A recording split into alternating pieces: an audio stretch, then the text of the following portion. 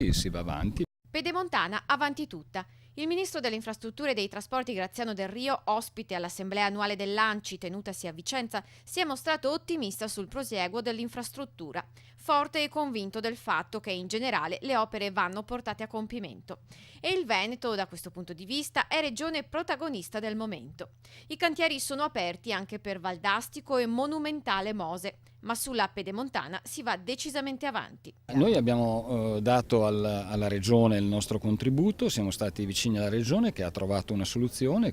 Gli attori coinvolti hanno recitato ad hoc e senza sbavature la propria parte. Il sipario è alto e non c'è motivo di scendere dal palco. Lo spettacolo deve proseguire e giungere all'atto finale. La Pedemontana va terminata. Mi pare che nel rispetto delle reciproche competenze ognuno ha fatto la sua parte. Le risorse ci sono e vanno spese, le opere completate. Del Rio accelera, meglio tardi che mai.